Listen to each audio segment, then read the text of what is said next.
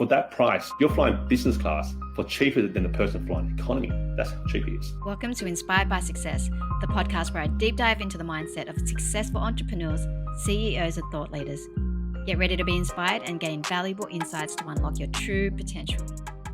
Hi guys, welcome to Inspired by Success. I'm your host, Linda Vo, and today we're joined by a real visionary, Steve Hui, also known as the Points Whisperer.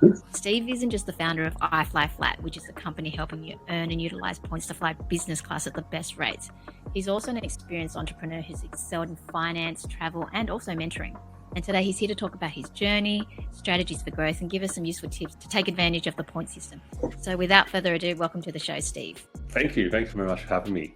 So tell me, your journey is quite captivating. Could you share how you began your career and what inspired you to create IFlyFlat? Oh, well, I'm an accountant at heart. So numbers, I did a Bachelor of Commerce at the University of New South Wales. I did accounting, and then I did my CPA, and then I got a job as an accountant. I was an accountant for probably 15, 16 years or so. And during that time, I actually then got a job at Macquarie Bank. And during that time, I started flying business class because they sent me to India to run this outsourcing team to grow it. And I started flying business class from Sydney to New Delhi on Singapore Airlines and other airlines, and I started getting all these frequent flyer points. And then very soon enough, I had enough frequent flyer points to get a flight. And that's when the interest for me got started, because I basically scored a flight for free. I actually scored a business class flight for free, and I have never paid for a business class flight before. And then I thought, well, actually, if I could get this for free, how do I get more frequent flyer points? Because that was the secret.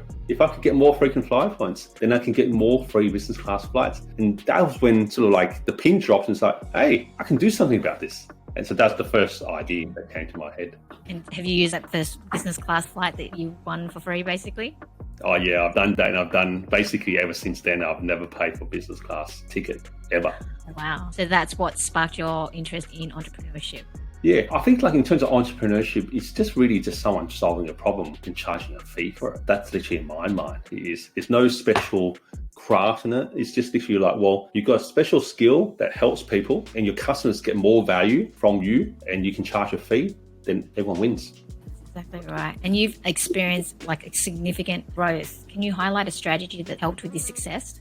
Yeah, I think it's just literally just piece by piece. I guess what happened is actually not long ago when I moved house, I found some old notepads and I was looking through them and go, oh, wow, there's a lot of information here. I looked at some of the pricing I had originally planned for. And I do remember when I wrote the plan and I was sitting in a cafe and I was going, yeah, let's just charge $50 per booking. You know, we get X number of bookings. So when you start a business, you have all these plans and, you know, it seems very easy to get a customer. Go, oh yeah, $50 per booking, you know, get 1,000 customers. You know, all the numbers stack up. And then when you start doing it, well, getting 1,000 customers is very hard when you start doing it and we actually serve customers. And then on the other side is that then you go, well, I can't just charge $50 because it takes a hell of a lot of work and time. So then basically what happens is your price goes up and the number of customers come down until you find this equilibrium that you can actually service these customers for the quality that you want, but you get the money that you need to do the service. And then eventually you find your place. So I guess with any new venture, any new service or product, you always have grand plans because the numbers stack up. But when you actually implement it, you then have to fine tune to the level that it works. And also have like a plan B and stuff like that, multiple different plans, just in case it doesn't work, right? Yeah, I think you're always continuously changing plans. So whatever plan you had will never be the plan 3 months later, because you're always continuously shifting. So I don't sort of see it as plan A, B, and Z. If I was counting, it would be like multiple digit alphanumeric combinations, because every time you make a change or something, it's not a new plan, it's just a slight shift in the path. And how did you acquire your first customers? Like, how did you grow a base that is today? Networking was my main pathway. Is like just going to networking groups, and like I guess with things like Meetup or Eventbrite, and sort of like you got local chambers and things like there's all these meetups on all the time. So I guess one of the tips is that you literally have to take your idea and tell other people and tell them this is what you're offering. This is a service. This is a fee. This is what you're doing. So then you get feedback. You get feedback in two ways. You get feedback when people ask you questions. What is this that you're offering? You get feedback in people ask you questions. Why would I pay you to do it? Why can't I do it myself? And then you get feedback in how you explain your idea. Are you explaining in a way that people actually understand what you're trying to do? or are you confusing them? So therefore, it's literally like the rubber hits the road, because when you start telling people, strangers, about your service and your idea and your fees and your things, that's when you get great feedback, because you might be offering something that people just go, well, just do it myself. Why will I pay you? Until you get to the point where you realize people go, oh yes, I see why I can't do it myself. And then you've got a product. Every entrepreneur has challenges in business. So can you tell us a big obstacle that you faced when you were building IFlyFlat and how you used it to grow? Yeah, I think for me, pricing was probably the one I can think of. Like I said before, started with $50, and at the time, $50 seemed right, but then you realize there's a hell of a lot of work. And in terms of your hourly rate for the job that I was from before, it was basically I was working for cheaper than McDonald's, right? People talk about McDonald's all the time. So pricing, so it's about having the courage to price your service at the right amount that you can be happy to take customers. So the way I think of it is there's always going to be a fine balance between how many customers you can have and how many you can service. So obviously you want more customers, but there's only going to be so much service you can do, whether you're an individual or whether you have a team. There's a fine number of how many people that you can actually look after comfortably without starting off like a bad service. So once you sort of get that feel, then that's mainly the key. You just got to find that right balance. But for me, pricing. So every time as a business owner, every time you increase your price, two things go through your mind. Your current customers won't like it and they'll leave. And the new customers will think, oh, what the hell? But what I've learned, every time I've increased my price, my current customers don't leave, and the new customers have just paid a new price. Because once you've worked out the value that you deliver, and the value that you deliver is multiple times your fee, then your customers are still winning. As long as your customers are still winning, they'll stay with you. Did you start this company while you were working in the banking industry, or did you wait until you earned enough where you could quit? Like, were you doing it on the side, or did you go all in? No, I actually have a very unique scenario where I actually got a redundancy from my previous job. So I took a voluntary redundancy. I've been there for 11 years and I took 6 months off. And then this idea came during that 6 months. So I had the benefit of being had no restrictions. When you don't have a job, you don't have emails coming to you. So basically it gave me a clear mind to think about, actually, what am I good at? And what do I like to do? You know, the whole saying that if you love what you're doing, then you never work another day in your life. I had that in my mind. I thought, well, what can I do? If I can just do what I really enjoy the best and able to charge money for it, then you actually then become even better, because you're spending more time on it than anyone else in the world would be. So therefore, then you end up offering a better service because you've become expert at it. And that's really how this job came about. I basically created a job for myself and now for other people in my team, because I just thought, well, I think I like it. Let's test it and see if other people will pay for it. That's awesome. Your passion shows too, because you're passionate about it and people are willing to try it out too. So let's talk about innovation. Now, innovation is crucial in today's rapidly evolving landscape. How do you always find new hidden opportunities in your industry to stay ahead of others? Yeah, I think of innovation as two things. One is internal. What can you do to make your admin processes easier? So with every company, we're a very small company, I imagine in a bigger company, there's lots of wastage. There's lots of work being done where the output's not being used, or there's a lot of work being done which is a long way around. So there's all this stuff that's just chewing up expenses, but you need them because you don't have time to do them all. So therefore, there's going to be always an element of wastage that goes with when you're employing people or when you're setting up a system. And when I look at innovation, I look at things that what can we do to make our own internal function better? Because that's hidden from the public, but it's still costing money and energy and frustration. So I looked at that first before I looked for any innovation that's customer facing. Because most of the time, the customer's not looking for innovation. They're just looking for the job to be done. And if you can help your own internal processes run smoother, then that means the customer gets what they want faster. So that's how I look at innovation. Internal first, because that's where you're going to get the most benefit. Then external, if it's going to be something that's really reliable for them and that you can upkeep. Like, I'm guessing it's always ongoing improvement and learning in a way. Yeah, there's always new software coming out. In my mind, I think there's software for every single item. It's just that you probably have not discovered it yet. So in your LinkedIn post, you discuss embracing failures. Can you share a time where you had a major setback that turned out to be a stepping stone towards your success? I really subscribe to the idea that every learning is an opportunity to fix something, whether it's in your process or in your thinking. So I guess what I'm thinking to answer this question is, when you're in business or when you're doing something, you do it for the best intentions. So you have a customer come in and, for example, they might request a flight and you found it and then they've changed their mind. They've changed their mind because they're not going. They change their mind because they don't like the fees, sort of whatever reason. And you're thinking, oh, what? But I've delivered on my part of the bargain. Like, if you had these issues before, then why didn't you tell me? I've done all this work. I got you what you wanted. But then now you're saying, I don't want to anymore. So it's about how to overcome that on a mental issue. So mentally, you feel like you've been ripped off. You feel like you've been tricked because you would otherwise not have did that work if you knew that other person were not really interested. But they just let you go on and continue to do stuff when in fact, no, we're not going to go forward with it. So I guess that in my mind is a learning that it happens in business, because people sometimes they change their mind deliberately or they change their mind accidentally, and you just got to accept that it just happens. So I guess in that learning, I'm thinking that, well, one is mentally you feel like you've been ripped off, you've done your part and they don't fulfill their part. But other part, you just go, well, things happen. You just deal with it as best as you can and then just move on and you help the next customer. It should not impact your service levels to the next customer because the next customer is not the same. So I guess that's an example of that. So therefore, it's not like the world's against you. It just happens to be that scenario didn't work out. And you put in some processes to reduce that reoccurring. So what we've done is we got people to confirm that they are ready to fly and that they're not just thinking about it, that if we found flights that we booked them, such that therefore people don't think that you're just like a free service and then you can go around and just do work for free. It's about setting that expectation. Maybe make them prepay half of it beforehand. Yeah, so you just have all these different methods to get them committed. That's good. That would be a bit of an emotional setback, but I guess you've got a growth mindset and the ability to move on and be resilient. That's great. Next one, building a strong online presence is essential in today's digital landscape.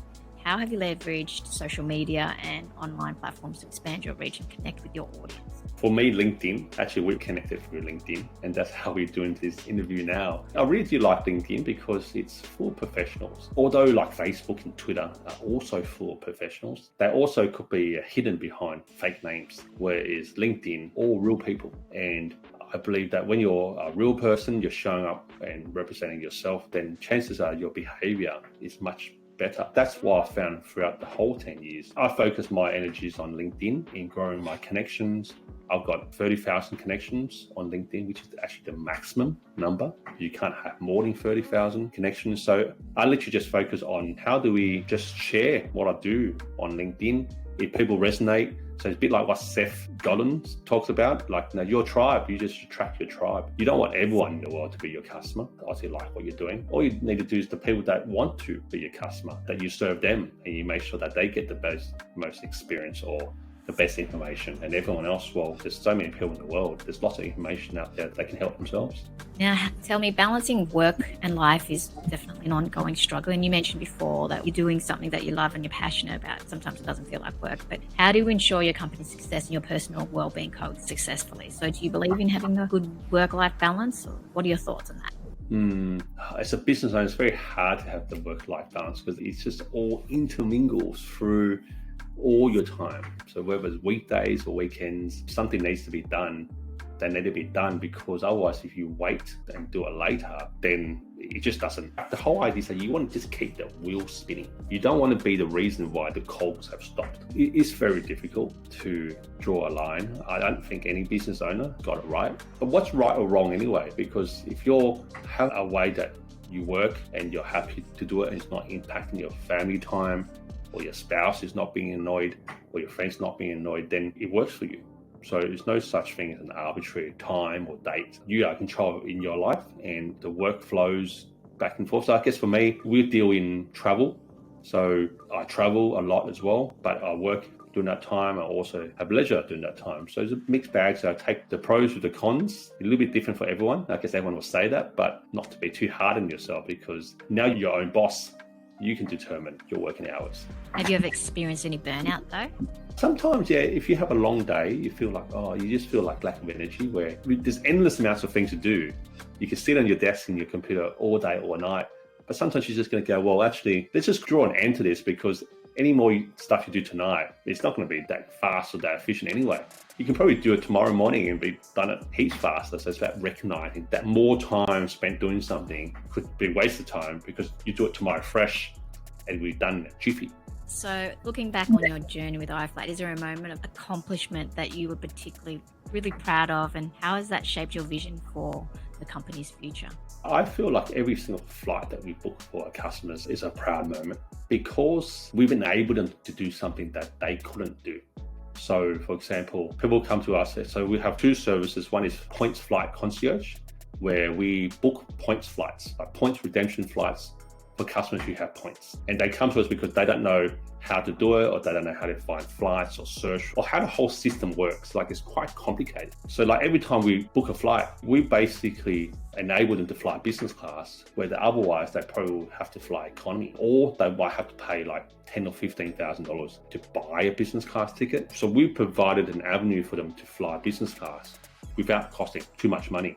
In most cases, our customers probably won't fly if we're not successful. So that's why I feel that is a proud moment, because we've enabled that trip. We've enabled them to go wherever they wanted to go in comfort in business class and do whatever they wanted to do. So whether it's a trip to a wedding or like a business conference, or maybe just a couple getting away, that trip, it means so much. There's so much done for that trip that if they didn't have that trip, they'll be poorer from it. So that's how I feel my job is. I've enriched their life by enabling that trip. Can you share some tips on how we can all benefit from all our points? And if we haven't even used, I've got points for my business, but that's with my Amex, but definitely accruing a lot of interest for it. However, using Amex for my ads, I guess I've got a lot of points from that. Oh, yeah. Can you share any other tips or tricks that a business owner would be able to utilize the credit cards to get the best out of their point system?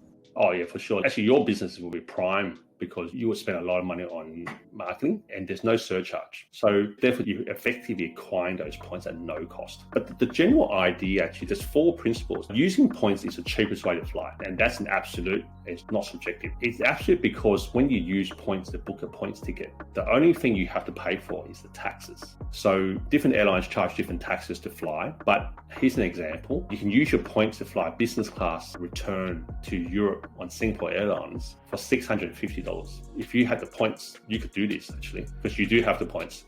So if you use your points to book a business class return to Europe on Singapore Airlines, you only have to pay $650. And that's it. That's a return business class ticket. That is like less than half the price of an economy ticket in most cases. Do you have to have a number of points though for that? Yeah, it's about 300,000 points. So for most business owners, they are in the box seat to earn lots of points because you got business expenses. So roughly every single dollar you pay on business expenses, you can earn 1 point. So I guess the idea is that every $300,000 that you spend paying bills, marketing, ATO, rent, or supplies that you can pay through your card, you earn 1 point. And then that $300,000 equals 300,000 points. And then that can get you a return business class flight for like peanuts. And then the whole idea can be applied to basically every single destination, every single flight in the world. So therefore, that if you're in a position to earn points because you've got business spend, you've actually got like a point generating machine. You basically just turn it on and the points just keep generating as long as you keep flying. For that price, you're flying business class for cheaper than the person flying economy. That's how cheap it is. I might have to look into going to my points and seeing how many I've got left. I have used some of the points to go flying domestic, but yes, I'd actually think about using it for international. So I'll have to look into that one. Yeah, once you figure out the numbers, you'll be shocked. You'll be like, why hasn't anyone told me? I'm telling you now, it's so cheap to fly on points. Yeah. Do you think we should gather more credit cards and pay for expenses with credit cards in order to do that? Is it worth it? You know what I mean? You have to do a plan because otherwise you don't know what you're doing. A couple of things that people need to know is, number one is how many points they've got. Because if you don't know how many points you've got, then nothing matters. And the number 2 is how many points do you need to fly from A to B? That's exactly like, say you're running a business, you're buying supplies, say for you're buying cards. Well, if you don't know how much that card's going to cost, then how do you know how many you can afford? Very similar principle, except the problem is most people don't know how many points it costs to fly from A to B, and they also don't know how many points they've got. So therefore now you've got two random things in the air. So therefore then people don't get the benefit. It literally is as simple as that. That's where you guys come in. Yeah, we optimize it. We help you work out how many points can you earn at what price, and then how many flights can you fly and where. And then when you put the two together, then you'll be like, I don't know how many points you've got. You potentially could have 10 return flights to Europe sitting in your pocket now, but you probably don't know. I have to go have a look at all my points. Now, looking ahead, what exciting projects or directions do you have for IFlyFlat? What's in the pipeline? Interestingly, after 11 years at business, we still have fundamentally the same things. We offer points flight bookings, and then we offer consulting for small business owners on how to earn points. So we focus on companies with $2 million plus turnover, because if you have a big turnover, the chances are you've got big expenses as well. We've always done just those two things, like separate service. If you got points, come, we'll book for you. And then if you want to earn points, then we'll give you advice. The next step is we're actually going to create this thing called an IFlyFlat Flights Club, which is a membership-based offering. We can charge $5,000 a year. And what that does is it sets you up so you can basically fly half price business class for the rest of your business owner life, because you have to have the ability to earn points. And what I've found is 10 years into the business is all my customers are business owners for life. I hardly met anyone who was a business owner and then they go work for someone. They always have a business after business after business. Literally from that idea is that as long as you become a business owner and you maintain a business owner, then you have this mechanism to continuously pay bills and earn points, which means that you basically can fly business class for half price for the rest of your life. And then that's what the future for me is, providing an end-to-end service. Advice and bookings. And maybe you never fly economy again. That's the idea. Once you go business class, you don't want to go back. Yes, that's right. And once you fly first class, you definitely don't want to go back. I'd love to fly first class one day. It'd be great. It's such an experience. Have you flown first class before? Always fly first class if I can. Because once again, when you're flying on points, it's not very expensive. And I think that's one thing to make note of. Cash price versus points price are two completely separate systems. So cash price might be $19,000 to fly first class to Europe, but points price is like less than 500,000 points. It's actually so much easier to get 500,000 points than to earn $19,000 for the same ticket. I'm sure that your consulting advice would be very valuable. It pays for itself after one flight. Now, with your experience in various organizations, you've been in finance as well, and now you're an entrepreneur. What's your one piece of advice you'd give to aspiring entrepreneurs who are just starting to build their own path and want to start? I say that what you start with is not going to be what you end with, because what you start with is just an idea that you've talked amongst in your head many, many times. And then the magic happens when you start telling other people, because then they will ask you questions. They'll probe you. Then the next stage comes is when you actually start selling the service and someone pays you for it. And what they pay you for may not be what you're actually selling. And what I mean by that is the benefits and the features that you're selling might not be what they're actually paying for. They're paying you to give them something else that you have not realized yet. But your service still offers what they want. It's just that it might not be what you thought they bought it for. So over time, you'll discover what is it that they actually engaging you for, and then your business gets better because then you start pushing the right buttons. So that's what I mean by what you start with is not what you're going to end with, because what you start with was just an idea in your head, and what you end with is actually what someone's actually paying you for. And that's what the business is, when someone's actually paying you for your service or your product. So as long as you're always listening to the feedback from the market and pivoting, I suppose. Yeah, because you don't, then you can have less customers. In terms of your sources of inspiration, do you have any books or mentors that have contributed to your success and your mindset and growth? Yeah, I listen to a lot of audio books. I have an audio subscription, which basically listen to books on a monthly basis. But I do like Gary Vee. I like his content. I like his emotion. I listen to him whenever I have a spare moment on a computer. Play the podcast because there's always just a different perspective that he gives. So I like listening to him. I think like Rich Dad, Poor Dad was my very, very first inspiration many, many years back. There's one thing I remember from that was that, have you read that book? Mm-hmm. One of my first business books as well. Totally changed my mindset. The one thing I remember for that book was that when they got him over to be on TV or something, and he requested, oh, can I have a limo? And they gave him a limo. And then he realized, oh, wow, how could that be? I was just said it as a joke. So that gave me an idea that actually you literally can do anything as long as the value proposition stacks up, that you're providing more value than what you're getting. I listen to a lot of books. I read a lot of books about pricing, about sort of customer service, there's all these things that you can learn from books. So yeah, I'm definitely a huge book fan as well. So many different inspiring people like the me, Hormozis, and Patrick Bet-David is pretty good too. He provides great value. I follow Gary Vee as well. There's so many different other podcasts that I love listening to, such as The Wealthy Way, talk about business, and people that inspire me as well. So now I just wanted to say thank you so much for your time and sharing your incredible journey and insights with us today. Before we wrap this up, where can our audiences find you? So the best way to find me is on my website, IFlyFlat.com.au. Also on LinkedIn, always on LinkedIn. So under Steve Hui, surname's HGI. Also on Instagram, IFlyFlat. I'm actually in the middle of writing a book actually about how to use points